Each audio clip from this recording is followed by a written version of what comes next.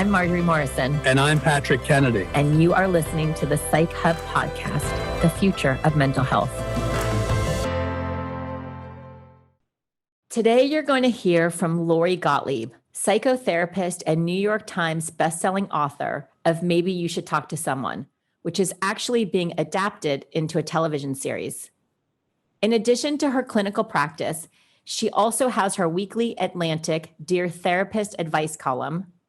She co-hosts the new iHeartRadio podcast, Dear Therapist, and continues to contribute to renowned national and international media outlets for expert opinions on relationships, parenting, and hot-button mental health topics in the news. And if you haven't seen it yet, her TED Talk, How Changing Your Story Can Change Your Life, was one of the most watched TED Talks this year. But enough of me telling you about Lori. Let's hear her story from her point of view. Lori, it is so nice to have you here. So nice to see you again. It is such a pleasure to be here and have this conversation with you.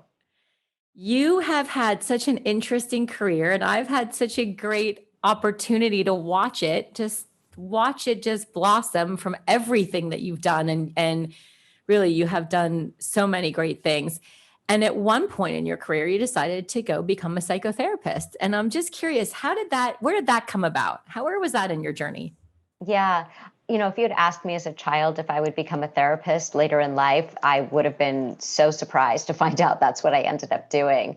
Although when I think back, I was always really interested in the human condition, and I was always really interested in story and the human condition. And I feel like our lives really are stories. And I also feel like we are the narrators of our lives, and sometimes we forget that. And so I actually started out as a writer. I was working in film and television, and I was working on stories in that milieu. And then when I moved over to network television, I was working on a show called ER, if you remember that show.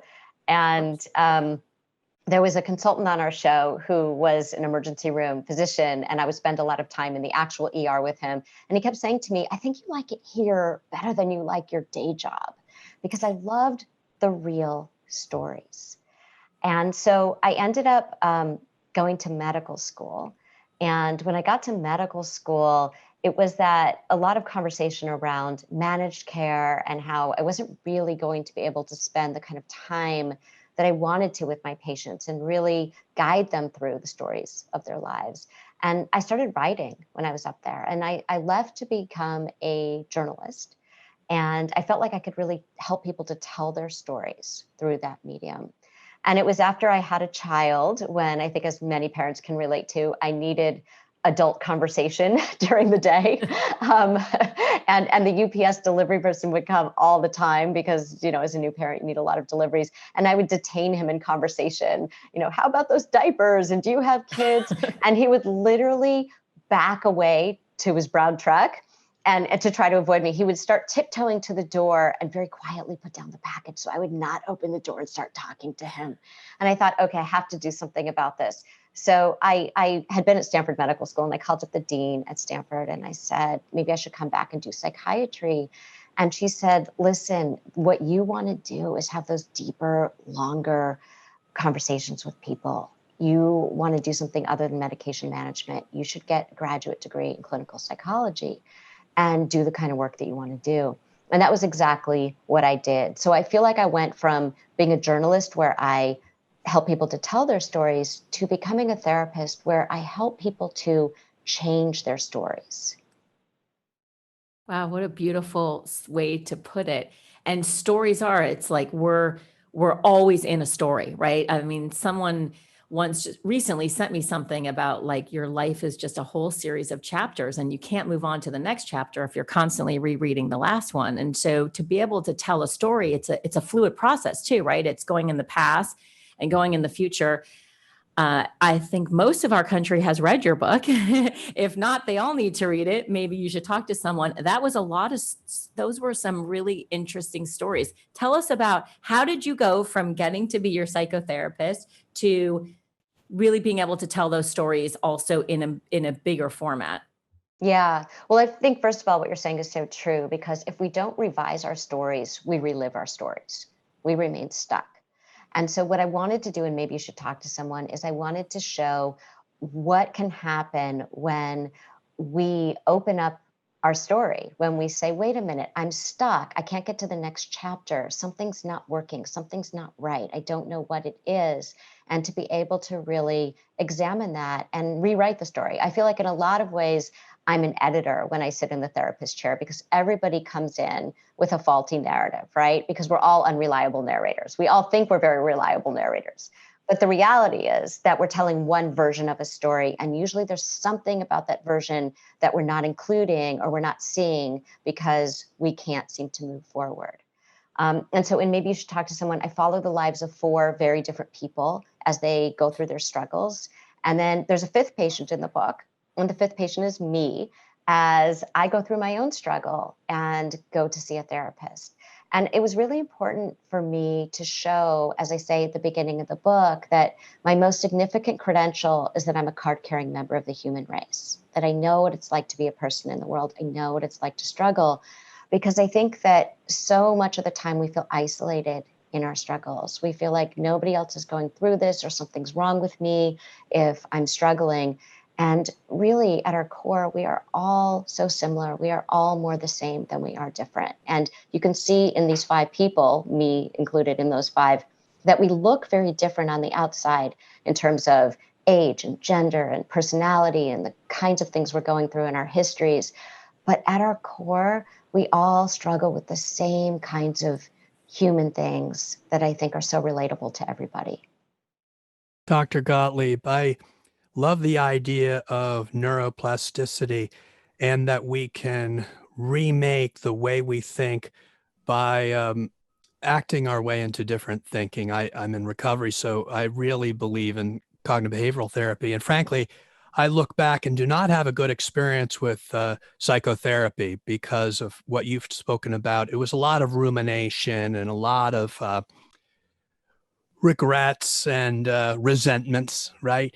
And I was fortunate. I had a moment of clarity in life. I said, I want to live my life totally different. I left my job. I moved to a different state. I made new friends. I got into a monogamous relationship. I had kids. And now my life is beyond what I ever could have imagined it to be. I wasn't sure what I wanted, but I knew I didn't want what I had.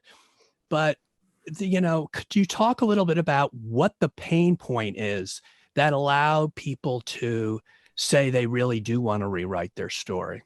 Yeah, I think first of all, there's this misconception about therapy, that therapy is about coming in and talking about your past and your childhood forever and never leaving. And that's just not what I think, current modern contemporary therapy is.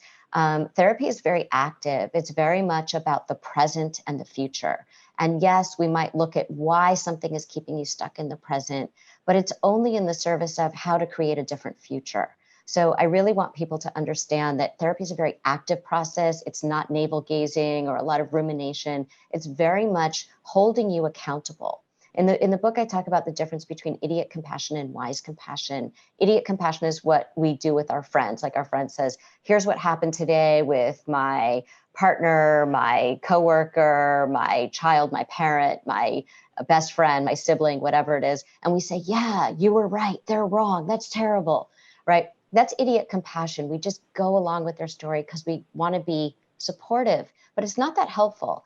What happens in therapy is you're offered wise compassion, which is a therapist will hold up a mirror to you and help you to see something about yourself that maybe you haven't been willing or able to see.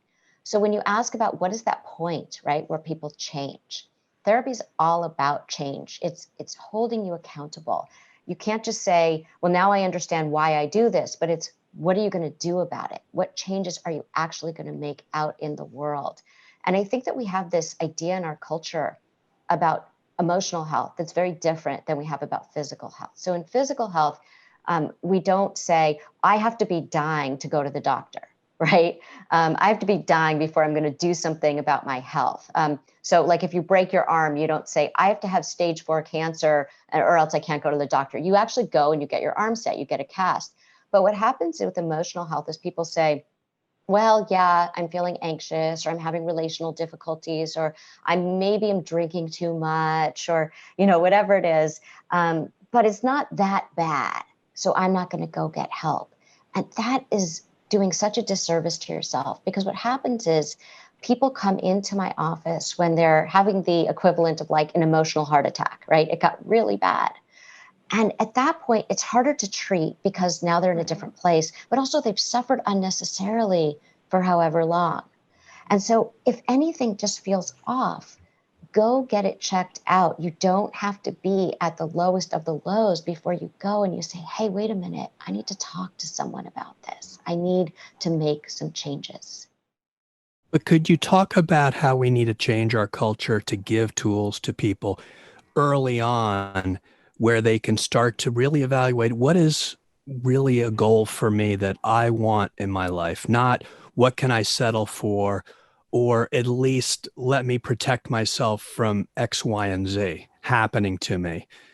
I mean, I don't know about other people, but the default mode of thinking, the fight or flight, just dominated my life. Never did I kind of think that, oh, long term, this is what I want to achieve, just until the last few years. So it seems to me we ought to empower people earlier on in their life to have a new kind of method of working through their challenges. We all want more and better and everything else. You look at those how-to books in bookstores, but there really doesn't seem to be something in our culture that, or in our society, that give people that kind of toolkit. Well, I think what people want is they want a sense of peace, right? And that doesn't mean that they don't struggle. That doesn't mean that there aren't challenges in their lives and in the world. But it means, how do you respond to them? Can you respond to them in a way that that isn't chaotic, that doesn't create a lot more suffering in your life? Um, and so I think that what you're talking about really is change. And change is really hard because when you change, you have to give up the familiar. So it's so much easier, I think, in our minds. Now, it actually isn't, but the way we justify it to ourselves is that it's so much easier to stay the way things are, to keep things the way that they are, because then you don't have to go into uncertainty. You don't have to go into the unknown. You don't have to try something that might feel uncomfortable to you because it's not familiar to you yet. So a lot of people, even if their situation is unpleasant or even miserable, they'll say, yeah, but I don't want to try something new because I'm afraid of what it might be. And at least this is the devil you know. So that prevents people from changing until they get to a point where they say, this is really untenable. I think also one thing that therapists do is they kind of hold the hope for people that they can't quite see yet. So when people come in, they know they want to change, but they don't really know how or why or what it will look like exactly. And what we can do is we can hold the hope for them, because we know, we see it every day. We see people change in significant ways. So we know what it looks like, and we can hold the hope for them. And I think that if there's a person in their life who can be that person too, I think you have to choose your audience. A lot of people will go to the same person over and over who is not very encouraging to them, or who isn't even really offering sort of healthy advice. And I think that you have to have people in your life who really want to help you and encourage you and support you in making those changes. You made the point about how in physical health, we have no problem looking for ways to better our health. But why don't we have, I guess what I'm asking, a coach? We're talking about whether we could have social emotional learning in our public schools earlier on to help kids mediate their emotions and have problem solving skills and coping mechanisms. But wouldn't that make sense to kind of really push that type of shift in what we think about getting from education beyond kind of literacy and numeracy? Like, why hasn't that penetrated in terms of our agenda as a society, knowing as you do how important it is to be able to write your own story? The good news is that it is starting to become part of the curriculum in many schools. So there's a whole wellness program in my son's school, and it's part of it's required. It's like math, science, wellness. It's one of their courses, and they take it throughout their entire experience. And I know many schools across the country are starting to do that because they realize that, when we're teaching kids about the skills that they're going to need to have to thrive in the world and to thrive as adults, they're going to need to have a familiarity with emotional health. They're going to need to understand, what do I do when I struggle? How can I help other people who are struggling? What are the tools? What are the resources? And also just knowing that you're not alone. I think especially when you're a teenager and feeling like you're alone in that, and knowing that you're not. So, I think that people are starting to realize that you can't compartmentalize emotional health. You can't say, well, we have to have, like our definition of success is, getting into the right college and having the right job and, all of those things that really don't mean anything if you don't have the other pieces in place too. In fact, when I was going on book tour, one of the things that I thought was so interesting was that when I would, do television or radio or do an event with people who are incredibly successful in their lives, every single one of them said to me before we went on, I just want to let you know I'm in therapy, or I've been to therapy, right? Because what they were saying to me was, I understand the benefit of having someone to guide me who's not in my life in the regular way. I think of therapy as getting a really good second opinion on your life from someone who's not already in your life. So it's much more objective. And I think that when we think about other areas of our lives, like if you want to be healthier, you might get someone at the gym to help you, well, what do I do to get my body healthy? Or you want someone to help you in your career, you might get a consultant for your career. You will consult people. Why don't we consult people about our emotional health? We should. Oh, I love this. Talk about EAPs, because, businesses, especially post-COVID, are really thinking of finally reorienting the EAPs to be much more proactive because of the crisis in both absenteeism and presenteeism. And if businesses start pushing this, maybe we'll have enough push, if you will, to start to get public policy and norms changed as well. What are you seeing out there in your own experience?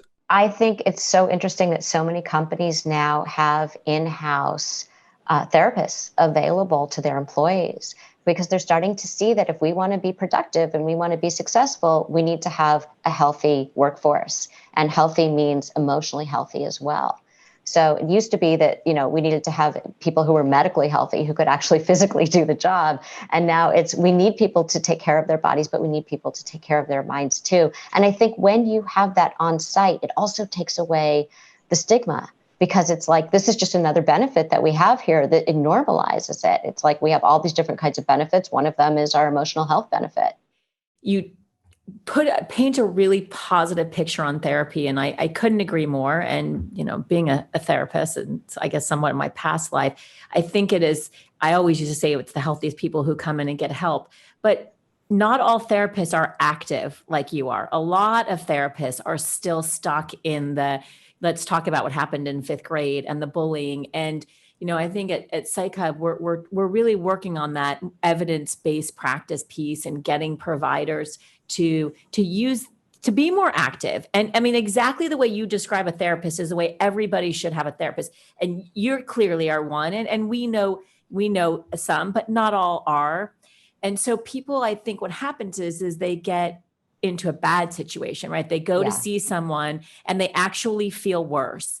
And I can't tell you how many times that has happened where I feel like, I'm spending, I think I had 4 people just this weekend, where I had to help them find the right match because they went to someone. And, so part of it is personality, sadly, personality driven at this point. Personality might be the wrong word, but not as much technique being used.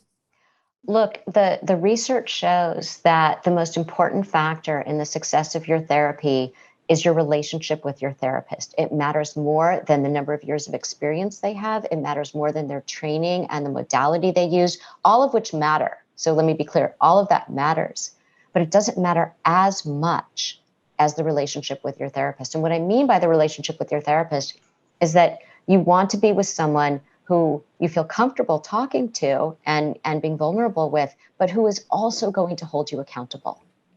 And so you want to make sure that it's a relationship where you feel like you are growing, you are being challenged, you are making really concrete changes in your life where you can say, from the time I walked in here to the time that I leave, I have changed and grown in ways that have benefited me in all spheres of my life. And so what I tell people about finding a therapist is that when people get a name of a therapist, just because you go in for that first meeting does not mean you are either A, in therapy with that person, or B, you're not going to go to therapy. That first session is a consultation. It's an opportunity for you to sit with this person and say, at the end of the session, how did I feel about that? Did I feel understood? Did I feel like this person asked good questions? Did I feel like this person is going to really move me along here, right? Is this going to be a process where I'm going to grow? And if the answer felt like yes, go back for a second session, see how it went. It might take several sessions before you say, yes, this is the person that I want to work with. And if it's not, you have every right to leave. And we expect that as therapists. Not every therapist is going to be the right person for every patient, right? And so it's important that if this feels like, yeah, no, I'm not really getting anything out of this, you can bring it up with a therapist and see what comes out of that conversation. And you can also say, I don't think this is the right thing for me. I'm going to try someone else. And the safest place to say that is in the therapy room. It's not like a breakup where you have to say to somebody out in the world, wow, I don't think we're right for each other. If you're ever going to have this conversation, the safest place is to have it in a therapy room. So what kind of homework assignments do you give your patients? Yeah. So a great example is on my new podcast. It's called Dear Therapist. And it's me and Guy Winch, who's a psychologist in New York. And we both did TED Talks and we met through that. And he writes the advice column for TED. I write the advice column for The Atlantic. And we said, you know what? When we give advice to people, we give very active advice, but we don't find out what happens. And we want people to see how these conversations go. So what we've done is we brought them onto the podcast. So they write us a letter, they have a problem, and we talk about it between us for a couple minutes, and then we bring them on and we actually do a session with them. And we show that in one session, by the end of that session, we move them to a new place they haven't been before. And then we give them concrete, actionable homework that they have to try within the week. And you hear it all in one episode, but they report back to us and they tell us how it went. And what we love about it is we're trying to show is this doesn't have to be a years-long process. It's in one session, we have said, here's something that you haven't seen before. Here's another way of looking at it. Here are some tools, and here's something you can actually do actively this week. And they try it, and they come back, and they tell us, here's what happened. And so far, every single person has had a positive experience where, we've even had people who have tried for years to solve a problem and they couldn't do it. And they come on the podcast and all of a sudden, wow, they're seeing something in a new way. They did something different and it moved them forward. And sometimes it's a first step and sometimes it resolves the problem completely. But that's what we're talking about. And we're talking about tools that sometimes you need an outside person. You need a really good second opinion. To really have someone say, you're not seeing something and we want to help you see it. And then we want to help you act on it. Practically, every day I try to do something for someone else. It's the most practical thing I can offer anybody because the nature of addiction is disengagement, lack of connection, and that's what exacerbates all the other defects of character, so to speak. If you do something for someone else, whether you want to or not, you enable connection and you feel a sense of purpose. And of course, you feel a sense of satisfaction. That's a specific, piece of work that I try to practice. And, of course, hitting the pause button on your first response to anything, because, we all know that we kind of act impulsively in many cases. You have to work on that. But these are specific things I've learned from 12-step recovery.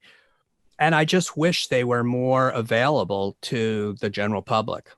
And I mean, there are little things that you can do just like that actually turn out to be big things. Like you said, reaching out and helping other people, doing things that, little things like when you wake up in the morning, what's the first thing most of us do? We look at the phone, right? And you have, all these people saying, you need to do this, you need to do that, all these sort of problems are coming in.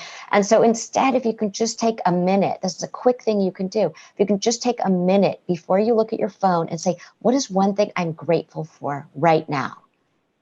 Just take that minute. It could be something so simple as, I'm really looking forward to what I'm eating for breakfast. I'm really looking forward to seeing my child.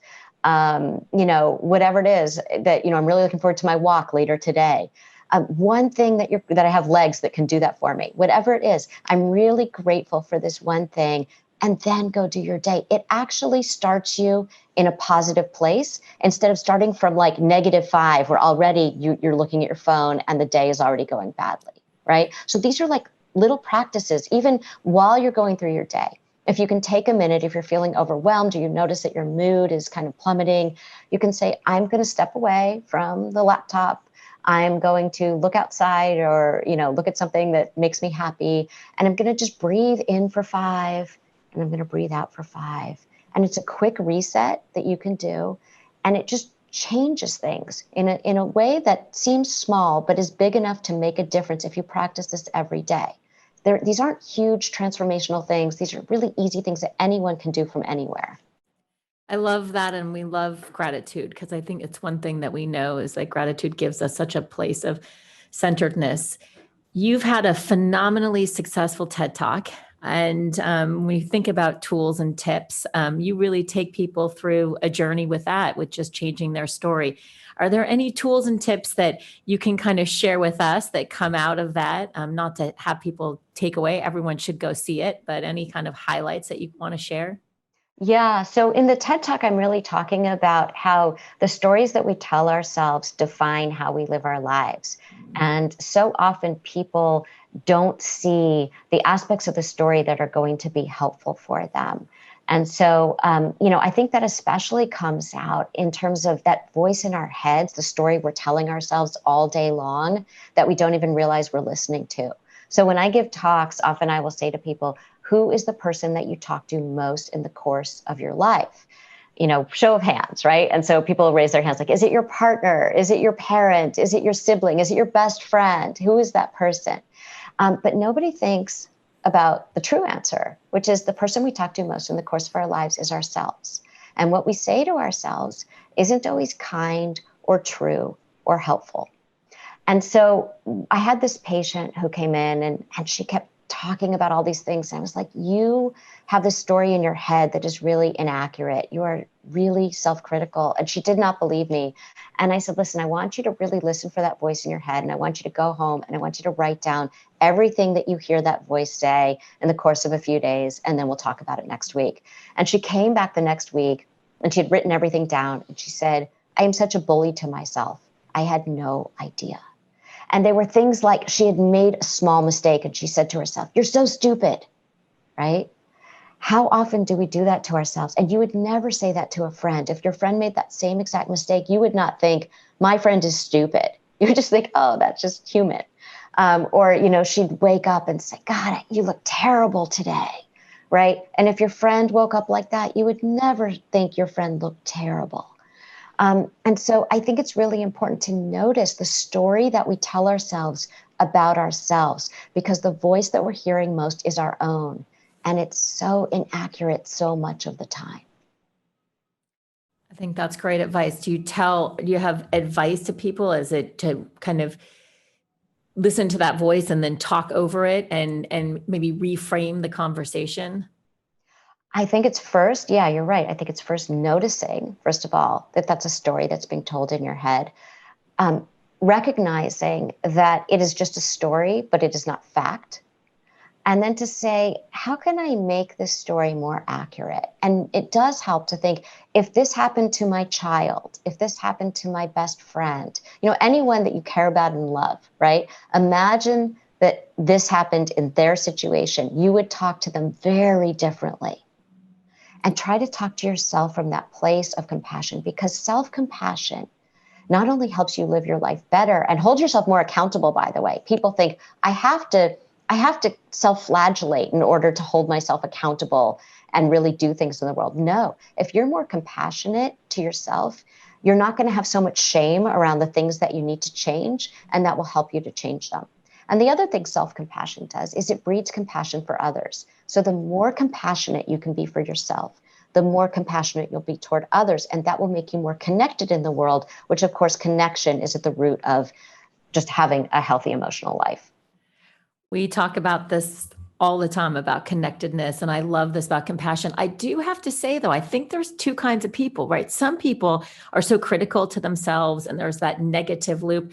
And then I find there's some people who are just in denial, and they're missing all of these things that are happening right in front of them, and really only feeding themselves what they want to see or what they want to hear. And almost as a defense, that then they're not hearing these important messages and cues that are like straight in front of them. Do you? I do. Yeah. I mean, there's somebody in the book that I write about. He's called John in the book, and he starts off that way. And once he's able to see that he's using that to hide his pain.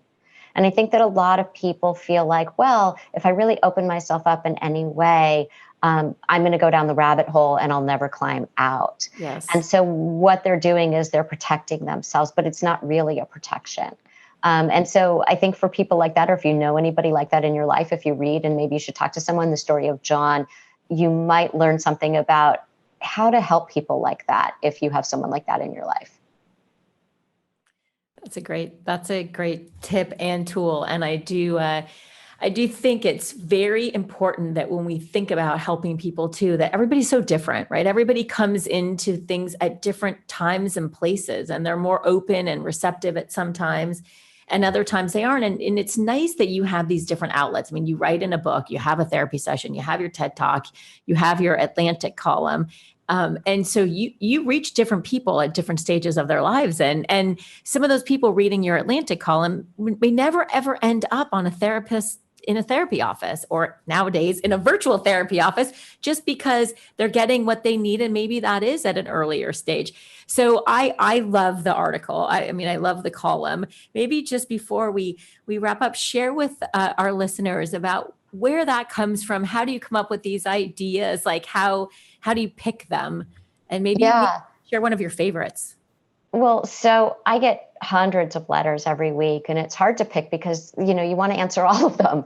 But I think that every letter that I pick has some universal aspect to it. And same with the podcast, where, someone has a very specific problem, but there's something about it that speaks to something that we can all relate to. So I feel like I'm not just writing back to that letter writer or speaking to that one person on the podcast, but I feel like I'm speaking to so many people who will see themselves in the conversation or in the column that we're having. And so it's really about the universality of it. And so, a great example of that is we had a woman on the podcast who was dealing with a blended family and dealing with something with a stepdaughter. And we got a letter from a 25-year-old who was single, who said, I'm not married. I don't have kids yet, but I related so much to that because it reminded me of this other thing about her own life that was completely unrelated, but there was something about how we helped this person that helped her to see something she hadn't seen about herself. And so I think that that's what's great, is to really bring these issues out into the open where, everybody's different and everybody gets help in different ways and everybody benefits in different ways. So for some people, that might be a column. For other people, it might be a podcast. For other people, it might be reading a book. For other people, it might be listening to a TED Talk. For other people, it might be talking to their best friend or going to a therapist. I think we have to really honor that. And I would just say the last thing on that is that I think we need to learn how to be good listeners. And one of the things that I try to do in all of these things is teach people how to listen. Because when somebody comes to you with an issue in their life, and somebody close to you will come to you with that, it really helps to ask them, how can I be helpful to you right now in this conversation? Because sometimes people just want to vent. Just in that moment, that's what they want. Sometimes they want you to brainstorm ideas with them. Sometimes they just want a hug. Sometimes they just want to feel understood, right? And so if we can find out what do they want from the conversation, that's just one conversation. Maybe the first time they just want to vent because it's really fresh and raw. And then like a few days later, they might say, you know what, actually, that thing that I talked to you about the other day, I'm curious to hear your thoughts. I really want your feedback. right? So at different times in different conversations, we want different things, and we need to learn how to listen to people, to give them what would be most helpful in the moment, knowing that usually these conversations are ongoing conversations. They're not just an isolated incident. So, Lori, if you had a magic wand, you've seen a lot, and we try to really think about where are we going in the future? Where could we make a place where mental health is just part of regular life and it's supported in all kinds of ways? Your ideal, what would be your ideal of how we could move? What a great, perfect mental health world would look like? I think it would start with our kids. And I think as parents, as educators, we really need to make sure that we teach kids very early on that emotional health matters and is important. And not only that, not only do we give them the space to talk to us and to be who they are and to help them to understand who they are and come into their own, but I think also to give them tools and techniques and, here's what you can do. Here's something that when you're feeling like this, here's something you can do. We don't start talking about this until people are adults. And often people spend so many years feeling like I could have used that 10 years ago, 20 years ago. So I think it's really important to start with our kids, because they are going to, when we normalize this for them and then we give them the tools and we empower them, I think our whole society becomes empowered as well. Lori, you are an inspiration. And it's like one of the greatest things about you is you've done so much. I hope this doesn't come off as putting pressure on you, but you've done so much that I just know there's so much more greatness coming. And so I just love that we get to just sit and watch you continue to soar and continue to make the world a better place. And I don't know, what's on that next chapter for you, if, it's a new book or what it might be, but I just know that you continue to take hard concepts and hard conversations and you normalize them for everyday people. And that is a true gift. And so I thank you for that. And I thank you for coming here. Well, thank you so much. And thank you for that. That is what I'm trying to do. And I think we all have the same goal here, which is really to, help people to, be able to have access to these tools, these conversations, and learn something about themselves and improve their lives. Where can our listeners reach you? They can go to my website, which is lorigottlieb.com. They can watch my TED Talk at the TED website at ted.com. They can read my Atlantic column every Mondays at theatlantic.com. They can listen to my iHeart podcast, Dear Therapist, wherever they listen to their podcasts. And again, they can read my book and get that. It's called Maybe You Should Talk to Someone, and they can get that wherever they buy their books. Really appreciate the good work you do. And thank you so much for coming on our podcast. Oh, it's my pleasure. And thank you both for the work that you're doing. It means so much to so many people. And it's so great to be able to have this conversation with you both.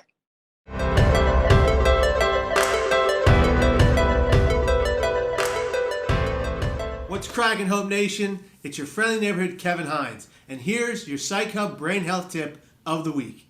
Strengthen your funny bone. Laugh as often as you can. Laughter is stress relief.